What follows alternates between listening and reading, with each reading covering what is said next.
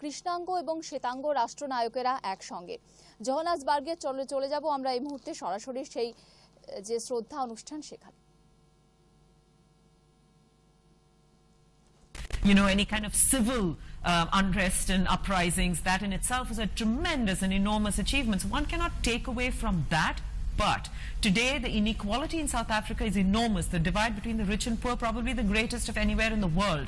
The education system is in shambles. Nearly 80% of the public school systems are in shambles. Teachers are failing subjects they're meant to be teaching. So they're not equipping a new generation with new skills to come out and you know, be leading citizens. So the reality perhaps very different from the Rainbow Nation that Mendela had. Well, in two ways. One is the reality is very real, that it is a rainbow nation. I mean, let's face it, I don't think any other country in the world with that level of a shocking system like apartheid or dismantle could have come out of it as unscathed, in a sense, in terms of race relations that South Africa did. Is there tension still? Of course, yes. I mean, one can't, I mean, we still have a scar of partition that lies on our psyche, and that's been 60 years since. So of course something like apartheid will have that, and there is that tension. But you know, in terms of, so in that sense, very successful is a rainbow nation. But on the other hand, what the black and colored people, especially the African people, expected with the dismantling of that system, and maybe what they expected their lives to be like, hasn't sort of materialized in the way that it was imagined.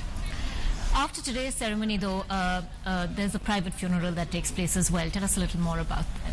Yes, in terms of the private ceremony, it's kind of like what happens today is after this big memorial, his body will be taken back to the Union Building, where he will lie in state, and then that's for 3 days.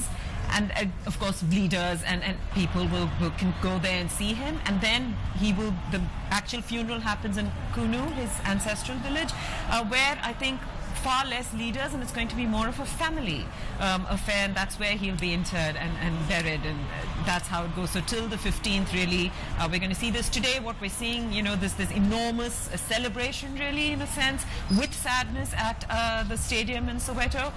This will be on screens across South Africa in public places, so the whole nation can stand and mourn.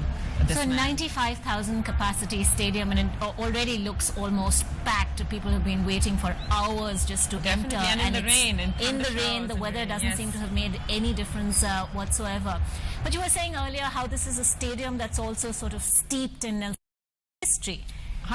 You know, his first big public speech 2 days after he was released from prison, it was here in this stadium, and again it was packed. The stadium was just packed, and this is where the famous I mean, he held his fist in the air even post his release in Cape Town, but this is where he held his fist in the air and he shouted Amandla, which is the Xhosa and Zulu word for like power, you know, and then everybody came to their feet in the stadium, and it was Amandla, you know, that whole, so that fantastic sort of public speech that he gave was in this stadium, and his last public appearance at the World Cup was in this stadium. And in a sense, today the scenes seem to mirror the World Cup. There are just as many people, it's just as colourful. The vuvuzelas, which we first heard at the time, seem to be out again. So in many ways there is this almost carnivalesque air.